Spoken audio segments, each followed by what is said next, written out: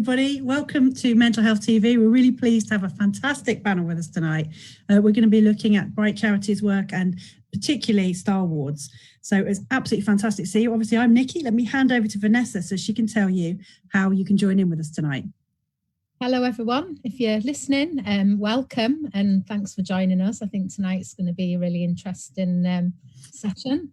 And I'll come on to our guests and pirates in the room to introduce themselves in a minute. So just a few words before we start about social media. For those of you who joined us previously, we've got motorbikes in the background, I think. But for those who've joined us previously, you'll know that we're on Facebook Live, so you can follow us there. If you've got any questions, put them in the comments box and I'll be keeping an eye on those tonight and feeding them in. Do ask any questions throughout. We'll also be on Twitter, follow the hashtag MHTV, and I'll be following that as well. And any questions that you've got via Twitter, just let us know. All right, I'll hand you back over to Nicky. Absolutely. I was just thinking, I think it's going to be one of those nights tonight. So let's just get started and get into it. Can we come first of all to Geoff and Parrot? Geoff, tell us a little bit about yourself, please. Hello, Nicky. Hello, Vanessa. It's lovely to be here to talk about Star Awards, thing close to my heart. Who am I? Geoff Brennan. I kind of run Star Awards. I'm the serious end of the business, Nicky. I'm the kind of the manager, person that signs the checks, person that kind of keeps the whole ship afloat, really. So yeah, I'm a very serious human being. Star I Wars get that vibe. Yeah. And obviously inpatient psychiatric wards, very serious places, no opportunity for, taking any risks or having any fun. So I'm kind of the enforcer of the whole show. So yeah. Thank you. I get the vibe. Him. He's misbehaving. And what's your parrot called? My parrot used to be called Boris because of the mess he used to leave on my back if he was on my shoulder. But yeah, we don't call him Boris anymore. We call him Jeremy. So nice that things change and evolve. Yeah. Come to Iris. Hello, Iris. Thank you for being with us tonight. Oh, thank you for inviting me. It's so special. I've had my little grandson all day. It's called Havoc in the House. It's been wonderful. And Geoff said he's a serious one. No, he's not. He's probably the naughtiest one next to me and Ellie. Ellie and I are very, very busy. I work for the health service 3 days a week and the rest of the week. And I work across the country talking about the wonderful things that we can do together. And Star Wars is one of them. So proud to be here and it's lovely to be with everyone here. So thank you. Have you here? Yeah. Hello, Ellie. Hi, I am Ellie. I'm a nurse and I manage acute services up in North East Lincolnshire and Navigo. I bumped into Star Awards in about 2006. Just absolutely exploded into my life and changed the way that I practiced and the way that I think I and my staff and colleagues shape services. Brilliant. I think I absolutely agree with you. I remember when I was a band 5 back in the day, or was it D grade, when I first heard about the work that Star Wars did. And I think it's really important we take this little bit of time to talk about it. So can you tell us a little bit about how Star Wars came about and why you were all involved? Anyone can go, it doesn't matter.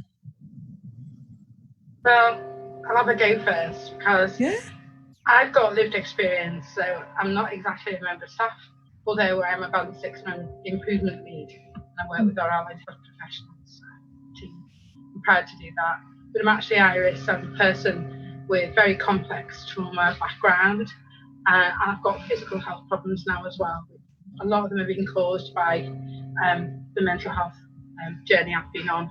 And I came and met Geoff and got into Star Wars, and as Ellie said, it just literally blew me away because the one thing about Geoff and you guys, you're all clinicians, but you see me as Iris. I'm not a PD person, personality disordered person, although probably could be argued. Yeah.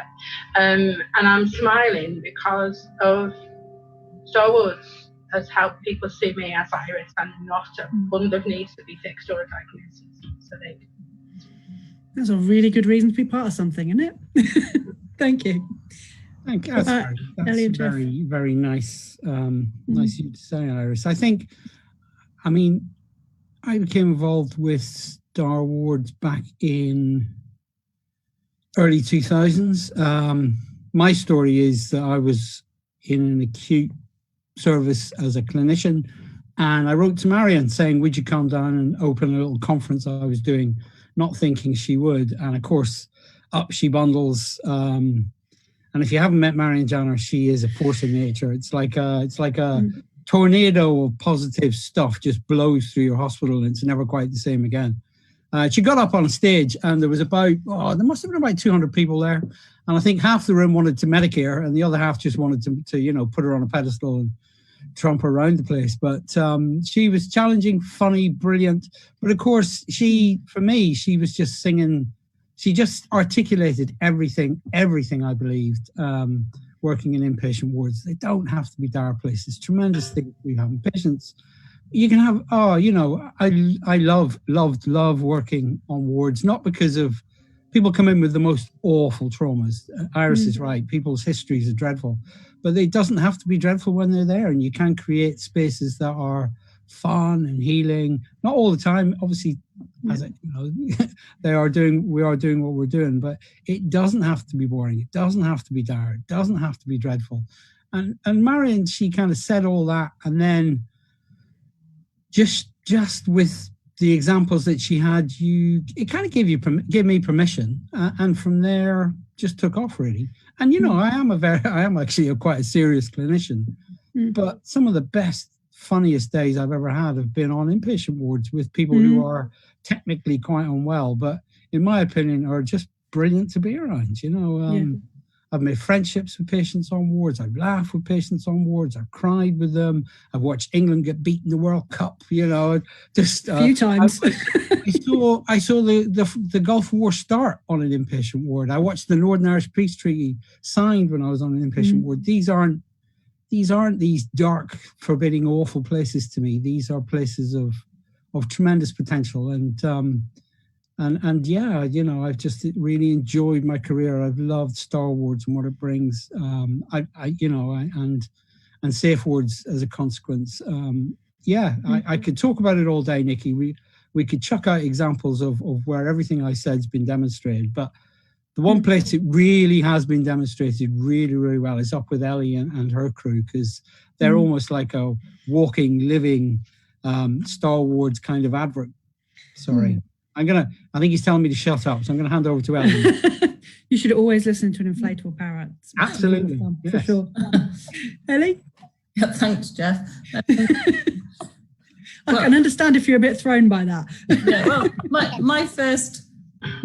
2006, my first ward manager's post. So I just got an F grade just then. And in true NHS style, my manager said, we've been invited to this conference, you need to go. So I trooped off to this conference, not knowing where I was going or what the conference was about, and sat there, and Marion Jenner walked onto the stage. So it was all about awards and a project that they'd done. And the trust I worked for was just starting to make lots of changes. There was a real appetite for making a difference. Service user involvement was already really impacting on us. And Marion just absolutely captivated my imagination. And it was like, whoa, Marion says we can do this, Marion says we can do that, infection control says we can't do that, and we can't do this, and we can't do that, we can't do that. And I ended up going back and I say, well, Marion Jenner said, and then in the end, lots of service users said, can you bring Marion Jenner to see us? So I messaged Marion Jenner, I said, I don't know if you know me, but I was there at this conference, and can you come down and talk to a group of service users, because I've been singing your praises and everyone wants to meet. Our introduction to Marion Jenner shaped my career, changed the way that I thought, and allowed me and my staff, colleagues, service users, whoever came along our way, to actually do things really differently, and truly made such a difference in my life. And Marion's still a friend of mine, and she's my #1 hero. So #1 fan club for Marion, for Iris, for everyone else. And So if we had to just like, for someone who maybe this has passed them by, they just have never heard of it, what could we, no shooting, what could we officially say that Star Wars is? What is it? What has it done for us? If you had to explain it. It's allowing you to use your imagination with a little bit of creativity and a bank of resources to support you to take to other people and say, look, this is all doable. We can do this. It's not going to cost you much money. All we need is a little bit of resources, a little bit of petty cash or no petty cash or some plant pots and some chilies and all of that stuff. And it really sells itself, or it's always sold itself on not having a financial investment from an organisation. It is a free resource, and it allows people, when you're a little bit stuck and it's the weekend on an acute unit and it's raining and there's nothing to do, it's a resource for people to actually pick up and think, do you know, I can do this, I can do that, we can play bingo, we can do things that we really didn't think we could. We can put cushions in, we can get some nice furniture. We can take it as much as your imagination goes with it, and it just allows, I think it allows creativity and imagination to flow. And for me, it allows you to be seen. So for someone like me, who has so many diagnoses, I've got them on a t-shirt because I can't remember them. Geoff will tell you about the t-shirt one day. And I have got that many. I had to Google them because I couldn't spell half of them. But some of those diagnoses take away me as a person.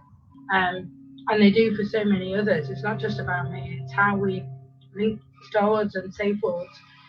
Helps us see people as human beings, and it helped me see staff as human beings. So we get quite caught up. When we first started, Geoff, and probably Ellie as well, started, and we're like, I don't want to share that with one of them. And then I was doing a session a couple of weeks ago, and I said, when have I ever got in the back of your car and come home from tea and say, I take 2 sugars, please, while I'm here? I said, when you look at the units we're in, we can't get out. So to bring life onto a ward, is just, it brings people together. It helps you see staff as human beings, and hopefully it helps you see people like me as human beings, because we're not those horrible.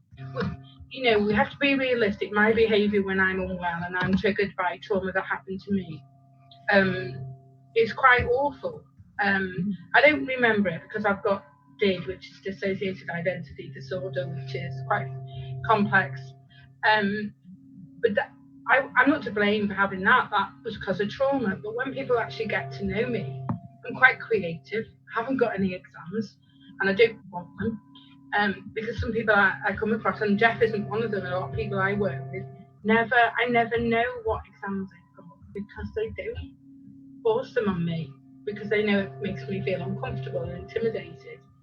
But we've all got gifts, and I think Safe Word, Star Wars, all of them help you share what gifts you've got.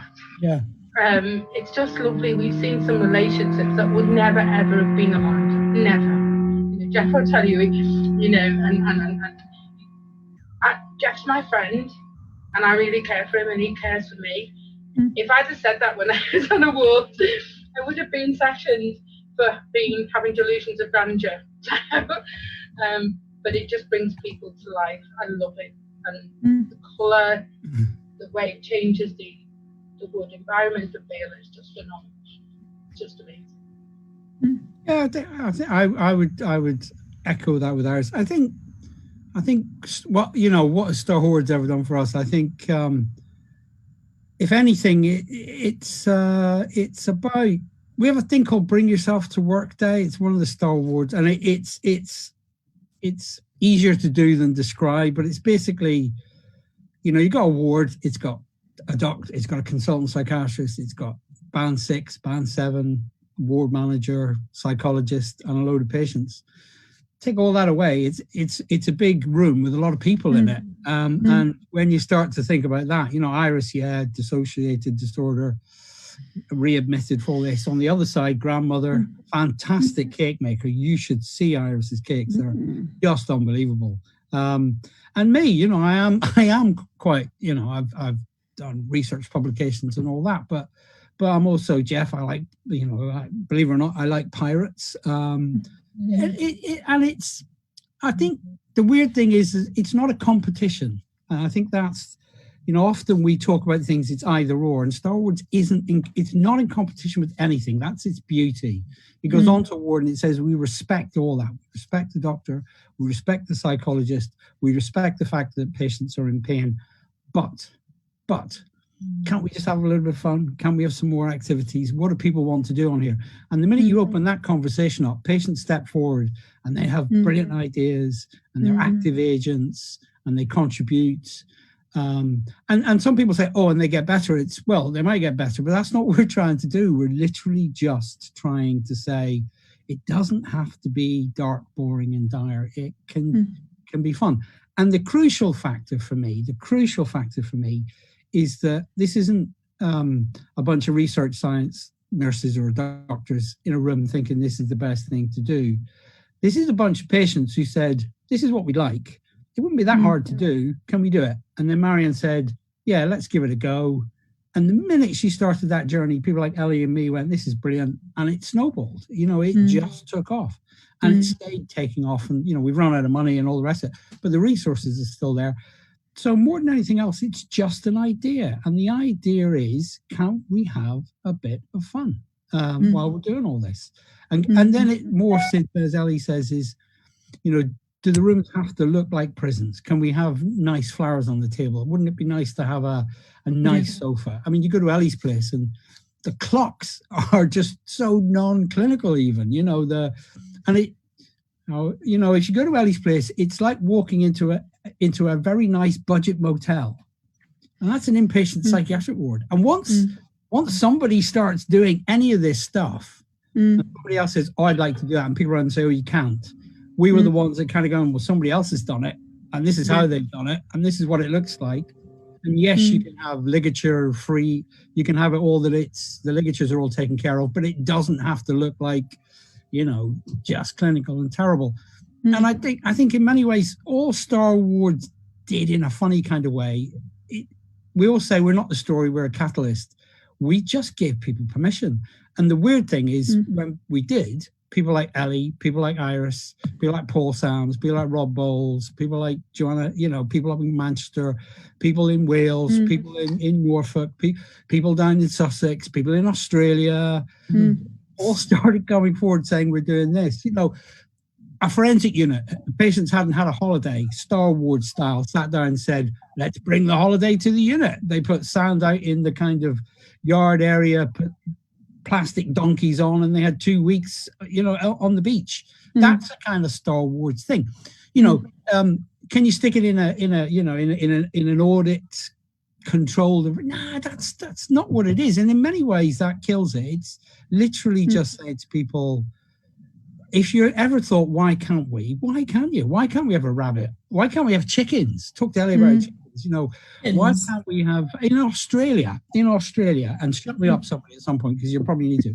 In Australia, there's a guy, he's not Star Wars, he's not from Star Wars, but he's done Star Wars. He actually organized for his patients and the students to go on 2 weeks camping holiday so that they could get to know each other and that the students could talk to people with mental health problems away from all the clinical stuff and get to know them as people. That's brilliant. It's not a Star Wars idea, but it's in the ilk. And that's I think that's what we're trying to do. And let's face it, it's pretty grim out there, even at the moment.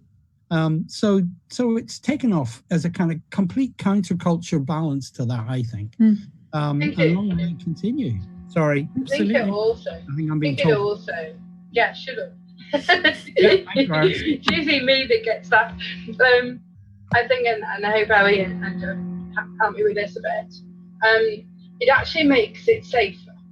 And that's going to sound really strange because we're actually doing things that some clinicians or building owners think, oh my God, this is so risky. But actually, if you give people hope and you help them build up those very reciprocal relationships, we've seen some beautiful stuff when we've gone round. Yeah. I remember, and it's a bit sad, but it's not sad.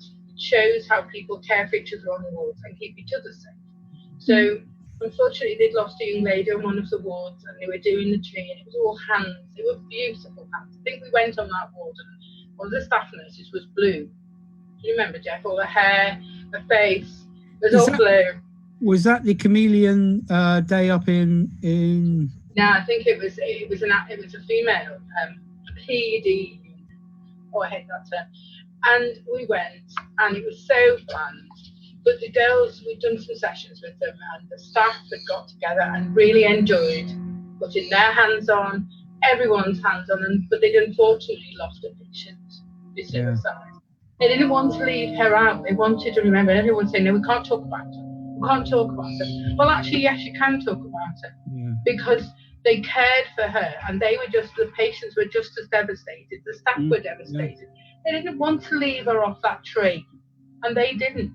No. And that was a collective conversation. The staff were frightened that the people would get upset, or we might copy someone's behaviour, and all of that. And we sat down and we had a genuine conversation about we cared, and we were allowed to do that. We had to bypass some of the building regulations. They couldn't have pictures.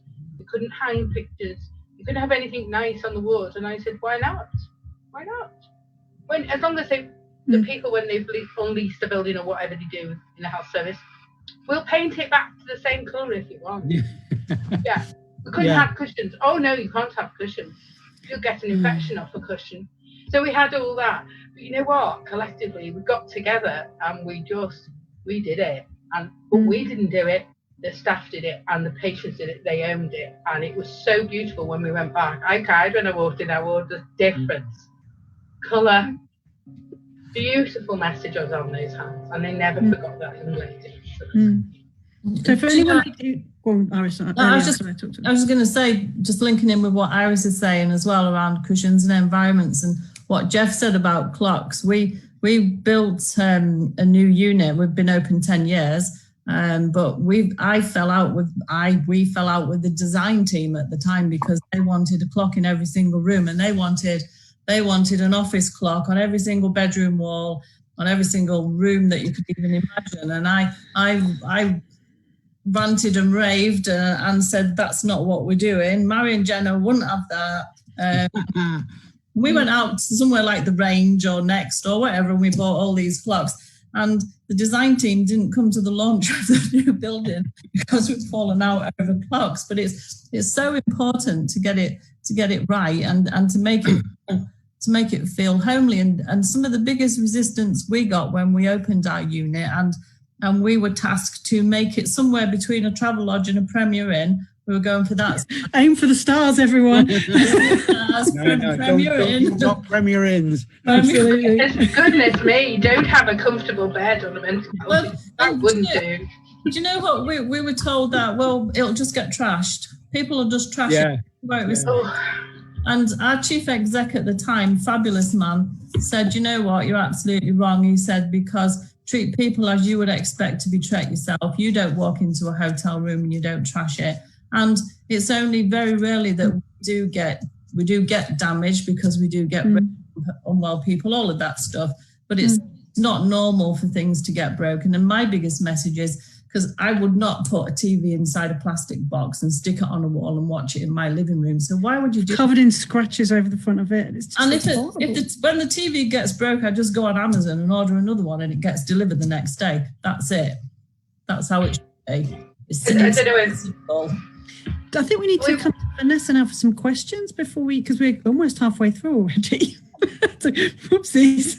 Vanessa, sorry. Questions? No, we have a few questions coming in. One of them is, how has COVID-19 impacted on activities that Star Wards do? Can I jump in? Because we've got COVID. We split our inpatients up, so we've got COVID admission, and then when people are negative, we move them onto the non-COVID ward. And we've found it really hard because we're having to isolate people on admission until we get the results back.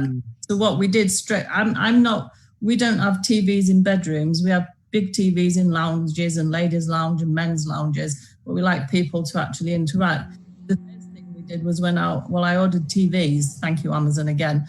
Ordered TVs for the bedrooms because we knew that people were going to be isolating. But we also try and do activities that people can do in the room and make sure that we're constantly engaging with people. And it's been a real challenge, and it must be absolutely awful to be in a room when you're really unwell and you need an admission to acute unit, and then you're going to have to stay in your bedroom till we get your results back. So it's been hard and challenging, but I think it's something that you've really got to push and really support. I agree, and I think sometimes people will use COVID as an excuse. We can't do that because of COVID, or we can't do this because of COVID. So all I would say is, if you've got Star Wards or safe wards, the tools are there, as Ellie said. If you can't come out your room, then we take this stuff into your room. And if people think they're going to get an infection from something, then damn well spray it. Spray me. We have to find a way. We know COVID is dangerous, but taking away someone's liberty and then putting them in a room, I feel, for people with mental illness and psychosis, like I've had of hearing voices, that for me is it's so devastating, and you can take a real downward spiral. So well done to Ellie and her staff and everyone else across the country that finding ways despite COVID. Yeah, I would agree with that. I think, first of all, personally, I'd like to just acknowledge that I think many people in services have been heroic. They've done incredible things. I would tell one little anecdote. I was involved in drawing up some guidance for the Royal College of Nursing, and one of the original drafts had a very kind of we must be reducing the activities, and we had a big Star Wars person, a woman called Joanne Hancock up in Greater Manchester, a nurse who said, no, this is wrong. We need to actually keep the activities going. They're harder. We need to make them careful, but for both staff and patients. And I was really I was hugely impressed that she said that, but also very much agreed with it. I think it's harder. But if you go on Twitter and look at the Star Wars feed or any of the feeds, you'll see people doing activities and things, and often they're outside if they have access to outside. So you've got mindful photography, you've got walks. So people are, I think, battling against it. I think my gut feeling is that if a ward was struggling pre-COVID, this has probably made it even harder for it. And I really feel those wards, they concern me in a way. And I don't mean bad about the staff, bad, wards that were under-resourced, didn't have staff. But I think wards that have kind of got good, solid foundations and philosophies. We've all suffered with COVID, but I think they've done remarkably. Actually, I think that they've. I really take my hat off to them, given the terrible. I totally agree, and I've seen some wonderful stuff. People are innovative, they're creative. Yeah. And our staff are human beings too. I think that's something I've learned through working with Geoff and people like Ellie and people like yourselves. Our staff are human beings too. And they have families. And you can't expect people to come in and just do the do when, I've heard, must leave it at the door. Well, I'm sorry. People like me will pick that up. Geoff will tell you, I'm very intuitive because of my background. And obviously I've got PD, so I think it's about me. It's not about me. I'm a human being, and I relate to people who are sad. And it's okay if they ask me how I am, and I go, not so bad, thanks. I might pour my heart out to them. They can't do that with us, because it's not allowed. But, they can say, do you know what, Iris, I've had a tough time today. And I go, I'm so sorry. And because I'm human too. And they're human beings, and they have a life outside the hospital. They've got to come back every day, and they are coming every single day into environments that can be dangerous. I don't like that word. Can be distressing. I'm going to change that from dangerous to distressing, because I'm always getting called violent and aggressive. But I want to flip that word on its head, and I'm doing that for a reason.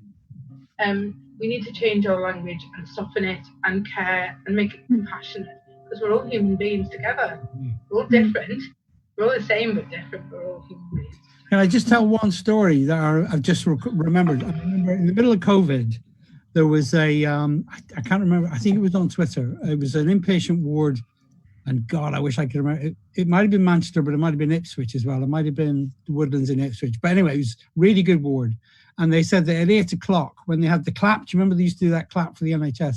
That all the patients and the visitors had stood outside the nursing office and clapped the staff on shift, because it was right in the middle of the pandemic, and because they'd done some activities that day or had really kind of. And I thought that for me was just, we are in terrible times, and I'm not taking away from that. But in the middle of all that, people have done remarkable things, and I think we're too close to it to see it. But later on, I think we'll appreciate some of the incredible sacrifices that people have made. So yeah, I think it has been possible in COVID, and I think people have done it. I think one of the big strengths of Star Awards, and we will be tweeting out, where you can find the resources, where you can see all the amazing work that's been done. Dave's on that now, I'm sure. It's the beauty of having him off screen. We can say that stuff. But there's something for me, what Star Wars made me remember is this is about human beings. Yeah. We're people, so people using services of people. We're often the same people. Yeah. We're not on different sides. What suits one set of people suits everybody. Calm, clean, therapeutic wards where people are valued. That's the only way any of us will get through this. We have so much shared need, and that's what I think Star Wars really gave me. I can also see that we're getting an absolute ton of questions building up. So I want to whiz back to Vanessa. Yeah, lots of questions, and I think that. Anybody want to buy my parrot? Because I don't see that question, Geoff. Yeah, not yet. Like, see how much we can raise. He's not very happy about that. Is he not? Oh. Right, yeah, we've had a lot of questions. Where to start, really? So we've talked already about what kind of activities that Star Wars does. Talked a little bit about COVID. Yeah, I think that issue about humanity has come through in the questions, which I think, we've all recognised. I mean, certainly, like I used to be a manager of inpatient wards in the 90s and in the early 2000s, and everything that's been said, I relate to. The focus was completely on risk. We're still in the days, like I remember managing a ward, and when I took over it, all the staff said to me things like, we lock everything away at 9 o'clock. People aren't allowed access to tea and coffee after that time. Visitors aren't allowed in certain areas, and so on and so forth. And I remember going around taking all the signs down, which to everyone seemed like massively rebellious at the time, but was just kind of human. And then I think it shifted, didn't it, in like the early 2000s, and then it was all about risk. And as Ellie said, we can't have pictures on the wall. For us, we had PFI, so it was you can't have anything without getting permission from the sort of PFI people. So I really recognise, what you're saying. And I can remember, I think it was York University seeing a Star Wars presentation there, and it must have been like in the early 2000s, maybe about 2005. So I remember it well, and I think it is still really relevant, isn't it? But I also think we need to remember where it came from, because it was really revolutionary. It was even more revolutionary, wasn't it, then, because of how the culture was over the period that Star Wars kind of sprung up. I think it was, I just remember the kind of obsession with risk. There's still a lot of institutionalized practice. It's such a bizarre session. Things that are risky, fair enough. But as Ellie was saying, the war against cushions, I could never get my head around. I mean, if you can think of a less dangerous object on a ward than a cushion. And I can remember when we had infection control into we used to have a meeting. We had a meeting with all the services and stuff, and this person from infection control who was saying, cushions are basically the devil. You'll die of cushions. And this really great guy who was ever so poorly kind of pulled it together to say, I'm just not clear why you're okay with pillows, but you hate cushions. I was just like, who looks weird now? I think. Oh, gosh. I remember going to in the 90s pre-Star Wars. I went to a meeting at the London Development Centre, and it was about things we needed to think about in inpatient psychiatry. And the first one was we need to let children visit, people away. And I thought, fair enough. And the second one was we must have a metal detector at the start of every ward because somebody was somewhere had a knife. And they're saying, and at the end of all, was there any questions? And I said, yeah, I've got a question. He said, at what point do we put the baby through the metal detector? I'm just not quite sure here, because there's always been these two things, haven't there? Is, we need to make sure people are safe and not going to harm anybody or themselves. And hey, but we need to have them at the centre of the care. And we went much too far that way. It was, and we all know patients were saying this is like a prison, and they were right. I can't do anything, and they were right. Give us your shoelaces, your phone charger, your mobile phone, but hey, welcome to our community, and and this is therapeutic. We went too far that way, and I don't want to blame anybody. I think it's systemic. I think we had a systemic madness at that time. We were all, and it was a side effect of community care, because everybody, these poor people in silence, we need to bring them out, and then oh my God, all these mad people on the streets, So it took a while for us to adjust. I think every day we take a risk. Every single day, as we step out of the door, we take a risk, and I think we take an even bigger risk if we don't treat people as human beings. Because people like me, Geoff sees me as Iris. I only met Iris 3 years ago because Iris was taken away because of all the diagnosis and the misconceptions, judgments that were made of me because of my behaviour. So all I say now to staff is, don't frighten me. If you frighten me, you will instill that fear in me, and I will hit you. I don't want to hit you. I don't want to do that. And I think for me, Starwards and Safe Wards is a huge, huge way of stopping restraint. I'm not going to say it stops it altogether, because that would be a very unrealistic thing to say, because I've needed restraining from me. I've done that much damage, staff have had to save my life. So when we say we're teaching about restraint reduction or we're going to stop restraint, I think that's a stupid thing to say, because they saved my life doing that. But you add all of this wonderful stuff we can do together. We get to know each other just by what we're doing now, having this wonderful conversation of bringing everyone together. I'm a person, I'm Iris. Geoff has never treated me any differently. I've driven him bonkers, and I can say bonkers because it's about me. I would never, I'm okay, I'm bonkers, I'm pleasantly bonkers. There were 13 of me, so whenever I work, people get a really good deal because they only pay one. I really use my sense of humour because I've got to. My sense of humour keeps me going. I don't laugh at anyone. But Iris, when you turn up on a ward, for me, it's because it is a community, Nicky, you're right, but it's a community with two groups. I always say it's a bit like Northern Ireland. We got this beautiful place and two groups in it that we need to find a way to be with each other. And I think Iris and I do work, but it's just when I turn up on the ward with Iris, patients trust us because Iris knows their journey. I don't. I've never been embittered, sectioned, restrained, secluded. It's never happened to me. And I'm not going to pretend it has. Iris does, and she can talk. And she knows that pathway. So it is actually really important. And Ellie will know. I know she's got fantastic service users up in Grimsby, and Paul. We've got people like Paul Sams and this, and the peer worker stuff. I mean, for me, I think the next great leap forward in inpatient care is going to come purely from the service user group. I think that's the next great revolution.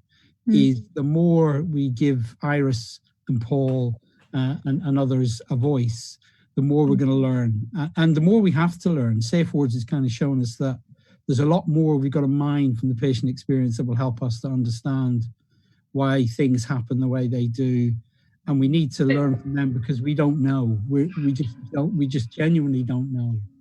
I hope Ellie and Geoff might like this bit. I always used to say we need to do this because I've got the lived experience of what it feels like to be put on the floor and relive all of that horrible stuff that happened to me from a 4 till I was 17 and then beyond that. So you put the technical experts or the clinicians and you put us together and you get a whole package, you get a whole huge volume of knowledge that we bring together to make a difference. So when I do a presentation, I always say we're all mad. And people's shoulders are like, gosh, service users just told me I'm mad. And I go, because you're all making a difference. You stop. We shouldn't judge.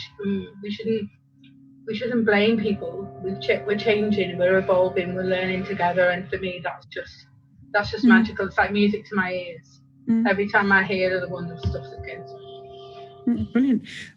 Vanessa, is that because I can see that we're fast approaching the end of our session? So is that, I know I told you you'd be surprised. Is there any last things coming from audience members? Yeah, there's a few things that are important to mention. I think one of them is it's a bit of a challenge, but I think given like what Iris has just been saying, it kind of fits. So that's it says, just to play devil's advocate, how do you as staff reconcile the nice budget hotel idea with the fact that patients more often than not are deprived of their liberty through detention and coercive practice? And I think, for me, it links very much to what Iris has just been talking about, really. But any other thoughts on that? I think coming from, I qualified in 2000 and things were just starting to change really then. But I trained on a 28-bedded acute unit where you topped and tailed inpatients to manage the beds, and you could have 30-odd people in those beds balancing everybody, and the environment was absolutely awful. And those service users then were mostly detained, long stay patients, or we sent people out of areas. And I don't know why budget hotel, Premier Inn hotel, it's where I would want to be. It was where I would want my family to be if they needed services, and my family do use services. So it's about respecting people. It's what's good for me is good for you, is good for everybody. I don't know if that answered that, but yeah, totally. Anything else? Anything? I think it's a very fair question, actually, and I think it goes to the heart of kind of the problem with inpatient care, because in many ways people don't want it to be there, and you know, I have every sympathy with that. It's the only place in society where you can be detained against your will and basically arrested without having committed a crime. And that's in its structure. It's in its structure. So you know, it's flawed from the start if you look at it that way. So that means when you turn up, it's flawed. It's what happens next for me is, and what we're trying to say is, yeah, you know, we're not shying away from any of that. It doesn't mean to say, however, when you turn up, it continues to be flawed, or you continue to be treated like you're in prison. We need to try and because people haven't committed a crime, they are, and I'm trying to be very careful with my language, they're in acute distress, so much so that, somebody, whether they agree or not, feels that they might die or come to serious harm. It's a very serious thing to be admitted. And Marion's kind of started this off, remember, after such an admission. What happens after you get over that threshold, flawed and terrible as all that is, shouldn't be awful. It shouldn't compound that even more. But none of us should deny that it's flawed when you turn up. This is a dreadful, dreadful thing that's happening to you. Like awful. I mean, like truly awful. But you know, to get there, for many people, it's just an indication of how awfully life's gone for you. We didn't create that, and I guess the hidden worry for all of us is, do people get there and don't need to be going through that? And that's an open question. But you know, from the kind of pressure to get beds we see now, it kind of feels that we've gone too far the way of closing the beds off. So I really get what the question is asking for, and I really do empathize. But that's almost a collective mental health system problem, not the problem. The wards didn't create that dynamic. But what we can change is what happens next. And we should change it, because remember, you know, if you think about physical health care, if somebody is well, they're out in the community. If they get really unwell, they get admitted to hospital. And when they turn up in hospital, there's all those resources and all the rest of it. We've gone completely the opposite. It's almost like, you know, the resources need to be out there to keep people away. But when they hit hospital, that's a specialist moment. And it needs people who appreciate just that this needs very great care, because by definition, these are people in almost the most acute need. It's a failure to be admitted. It's a really important moment, and I think that we need to respect it a lot more and be much more careful about it. We also need to remember that We shouldn't blame anyone. We can't be going around blaming people, because I'm not to blame for what happened to me, and I'm not to blame when I'm acutely unwell and in crisis for my behaviour. I don't remember my behaviour. I've had staff tell me what I've been like and what they're going to do to me if I ever behave like that again. I can't remember that. Thankfully, that's not as often now, because obviously I got discharged from mental health services this year after 40 years. So, oh my God, that was the shock of my life. I thought I was in psychotic episodes. I didn't think I'd ever get free. I did, because things are changing. We should never blame people. I don't even blame my mum or those abusers, because I don't know what happened to them. I'm no saint, believe me. I've thought all of that. I've wanted to blame. I didn't like staff. I've been through all that. We do values-based recruitment, but all I would say is value your staff and value your people, because they are human beings, and care deeply, because it's tough times right now and we do need that care. And if you can do this wonderful stuff, then just do it. Have the courage to say, we are going to do this together, and you will. Yeah, absolutely. That's a really good way to start thinking about how we can, the thoughts that you guys want to leave the audience with. Actually, that's really important. Thank you. I really appreciate that. Can we come to Geoff and to Ellie as well? Is there anything you'd like to finish on in terms of thoughts? For me, it's very important to say that Bright's finishing. Our charities, we run out of money after 16 years. We could cry about it and bemoan the fact. Well, I think we're choosing to celebrate our 16 years, the achievements that, and I'm not going to say we, because there is no we. It's out there. The achievements everybody's contributed has made. I've been deeply proud to be part of it. But there's just so many people. We've been chucking names around. Katie Stafford down. I could say. But all I'd say is that when we've gone, the resources will still be there. And I think if it's we can't do it now because Bright's gone, then have another thing. Come on.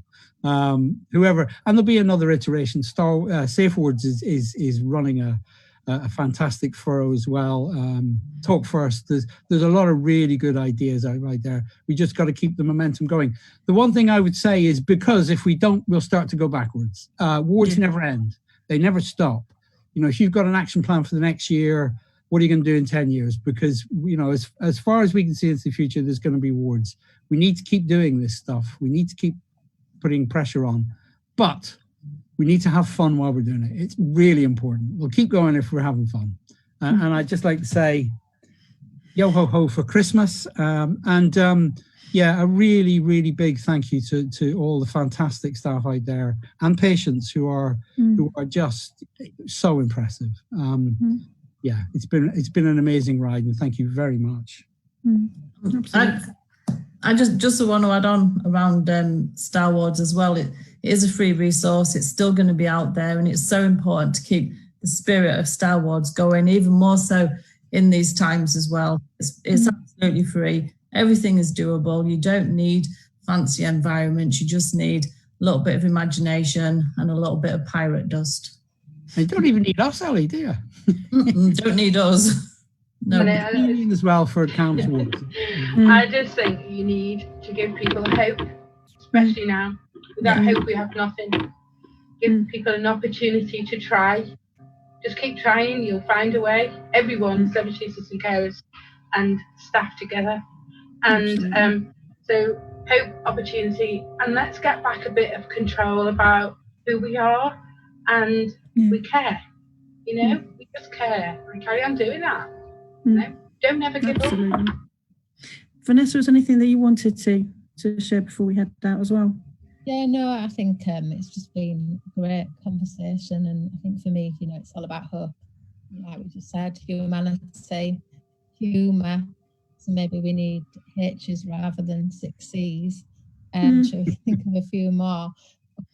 It reminds me, listening to you all, just how far we've come in some ways compared to how things be, but as you say, also recognizing that we've still got a long way to go as well.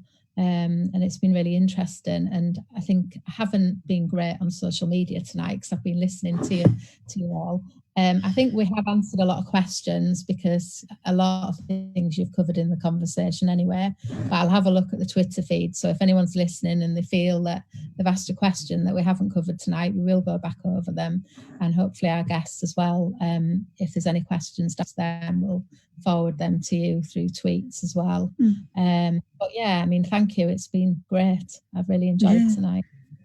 I think what really amazes me about it is you see all these kind of Department of Health things that come and go, tons of money thrown at them, tons of experts. I don't think any of those things have ever made the change on my practice that you have.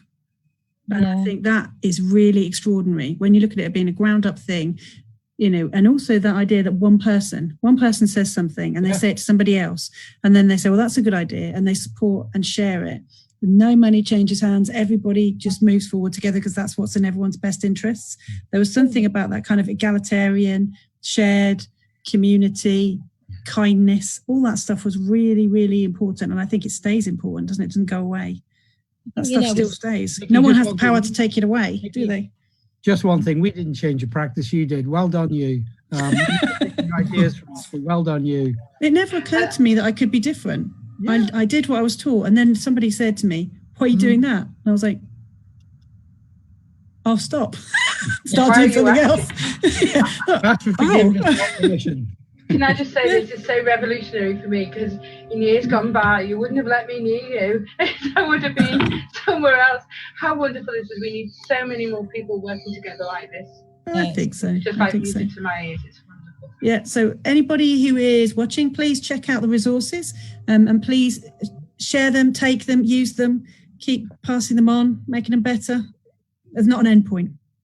Yeah, we have an expression, steal, nick our stuff, take it, you know. Plagiarize. We're not looking, so nick it now, yeah. Absolutely. Tell it as your own. Yeah, don't make any money on it, though. Some mixed messages going on there, but I think we all have the gist. So thank you very much, everybody. Really appreciate you being involved tonight. Good night, all. Bye. Say bye, Jeremy. Bye, Jeremy.